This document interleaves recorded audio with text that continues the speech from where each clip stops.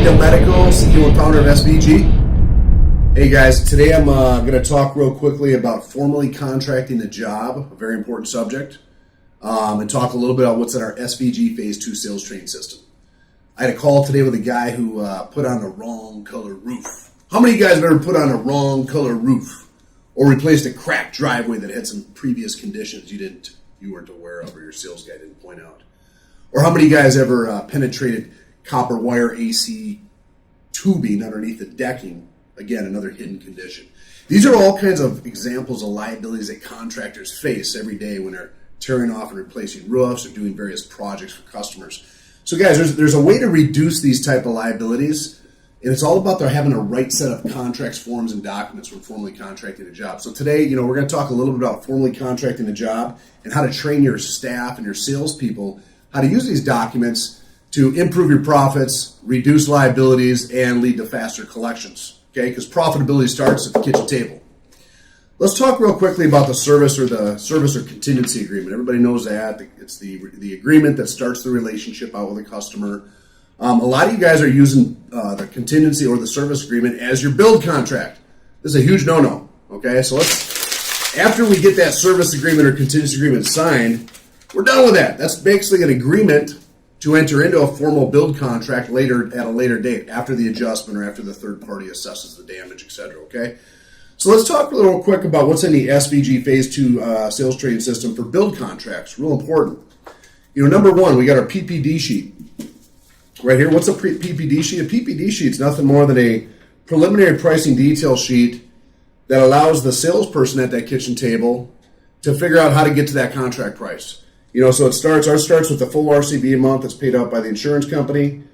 You have your typical upgrades that homeowners like to do, upgraded gutters, or they go to that 30-year architectural or whatnot. And then there's always those trades that, some homeowners want to do themselves or aren't doing, or that you're going to credit back. So this is nothing more than a chicken scratch sheet, but done professionally, that allows the salesman to sit down with that customer and figure out how do we start from that RCB and how do we get to that contract price. Okay, this is also a great sheet for your accounting, your accounts receivable manager, you as the owner, to look at to figure out how did Johnny get to that $10,000 contract price when the claim started at $12,000. Okay, so this is the chicken scratch that gets you there. We're going to go ahead and put that down. The next build contract, and if you look here, all of our build contracts are labeled build contract 1, 2, 3, 4, 5. Yes, there's 5 build contracts. I know we're killing trees, but the more detail we get at that customer sit, the less liability, the improved profitability, and the faster collections later on, right? Okay, so the next thing is our construction agreement. This is our prime contract with the customer. So after we figured out what that contract price is going to be through that PPD sheet, we go ahead and drop a contract price in. It's got a place for our scope of work. It's got some technical areas for shingles and roof replacements. It's got some terminology here about if there's supplements approved on a job. It's got a built-in change order. Okay, so this is your prime build contract. And what goes along with your prime build contract is your scope of work. So, on a build contract, on a one-phase build contract, you can't always fit in colors, linear feet. Are we replacing the copper dormers? Are we doing partial gutters? Are we doing 3 garage doors versus 5 that were affected by the storm? Okay. So the next sheet we fill out is our scope of work. This is build contract number 3. This is a blow-up of our prime contract. Okay, for your colors, your linear feet. So there's no ambiguity later on of what Mrs. Smith wants or what the salesman communicated at the kitchen table. Very important for the production manager, right? Build contract number 4, the pre-start checklist. This is the liability protector of the company. This is almost as important as the prime contract itself, okay?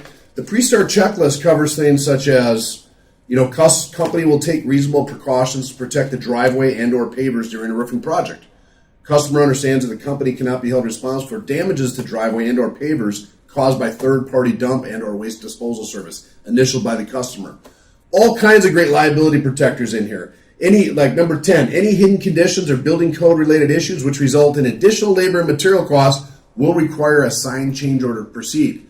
Okay, these are one of many terms that are included in our pre-start checklist to protect you for things like supplements that are approved during the course of the job, bad decking that's found during the course of the job. My favorite line item number 16, customer understands that checks must be made payable to only the company, not the salesperson. Anybody experienced that before? Okay, so this one sheet, guys, is the liability protector of the company. You should have your salesman fill this out on the sit of every customer project. It's going to protect you from problems later on. That's build contract number 4. By the way, all these are signed by the customer at the customer sit, 2-part contracts. Our last contract is our mortgage affidavit. A lot of times with insured losses, we have mortgage endorsements required on the check. This mortgage affidavit, when filled out at the customer sit, will allow you as the company, as the owner or the AR manager, to go ahead and interface directly with the mortgage company and get that check returned. We oftentimes use a FedEx return envelope and get that check returned within a few days instead of 3 weeks. And oftentimes also getting your name on the check from the mortgage company, allowing you to proceed to the job faster and get your job collected faster, okay? So what you see here, guys, is a complete set of build contracts. And for you guys that are using a contingency and using a contract price of insurance proceeds, look, man, those days are over. That was in the late 90s. These days, you got to do things with a proper build contract. And if you have a complete set of build contracts, you're going to reduce your liabilities later on. You're going to have improved profit margins, and you're going to lead to faster collections. Let me give you an example of a couple terminology things on the back of our prime contract that'll protect you later on. 3 important things that should be in the back of every contract, every build contract. One is pay per trade. Okay, so contractor has the right to collect on one trade prior to beginning on the next trade. Are you always going to induce that or use that? No. But if you're doing like a large apartment complex roof, and maybe that took you 3 weeks to do, and now you got some 30 custom windows in the backside of the apartment complex, but you can't get those for 3 months, you want to have the ability to collect on that roof, which could be a $500,000 roof, but so before you proceed with those custom windows. So pay per trade in the back of your contracts and terms, very important. Another one is percentage of completion billing policy. Same thing, large commercial jobs that might have a long build cycle, $1 million roofing project might take 2 to 3 months to complete. You want to have the ability to invoice that customer based on a percentage of work complete at any given time. Are you always going to use that for a smaller residential job? No. But having it in your contracts, which gives you the ability to de-utilize it if you need to, is a very important thing. Last one is my most important clause is the retainage. Okay, a lot of you guys, talk to a lot of you guys at the conferences, a lot of you guys are my clients. You guys don't have retainage in the terms of your contract.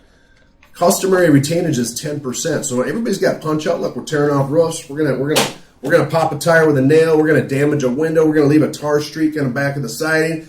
That stuff happens, and Mrs. Smith will absolutely hold a $30,000 last check until you get those 3 things fixed, if you allow her to. So if you have something as simple as 5% or 10% retainage for punch out in the back of your contract, you can go ahead and then call Mrs. Smith and say, hey, look, you need to pay us $25,600 today, and you can hold $2,400 per our retainage policy until we fix these punch out items. That one clause is going to allow you to collect your jobs, collect a lot of receivables faster by having it in your contract. So one of the things we talk about in the phase 2 sales training system is, first of all, you need to have the right set of build contracts, because this is the foundation of your company, the foundation of how you contract that job. So it's very important you have the right language.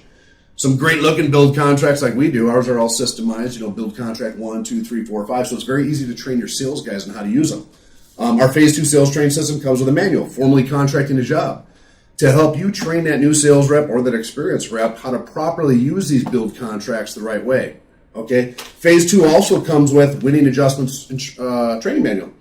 These also come with videos for each one of these things, and a supplement training manual, which is an introduction to supplement training. Okay, so all these things, guys, are gonna help you as a contractor reduce liabilities later. A lot of guys don't train their reps. Everybody's out inking deals or getting adjustments bought, and everybody kind of forgets about that one part, which is very important, how to formally contract the job the right way. Very important. Phase 2 also comes with a nice job file checklist, a property spec sheet to use at the adjustment for all your ancillary items, roof accessories, all that, and a takeoff sheet for guys not using aerial measurements, although most guys are these days. So guys, in a nutshell, that's our SVG Phase 2 sales training system. It's very important that you take the time to train your reps. Look, we've done it for you at SVG. We got the videos, we got the training manuals, we got the build contracts. We put it all together. It took me 15 years of trial and error. I started out from 0, went to 173 million sales, went to 18 states, and believe me, I replaced a lot of driveways. I put on the wrong color roof many times. Not too many times, but enough. Replaced gutters on the incomplete house because the salesman was ambiguous about was it partial or replacement. So all these things reduce contracting mistakes, could save you hundreds of thousands of dollars, and having the right language in your contracts can lead to faster collections later on. My favorite being the retainage policy. Guys, I know some of you guys know this, but a lot of you don't. SVG also brands all these documents for you. So whether it's a contract, form, a sales training system, training manuals, videos, we actually get your logo and your company information. We have a creative design team in-house, and we brand all these documents up for you for a professional presentation to your customers and to use with your salespeople and your staff.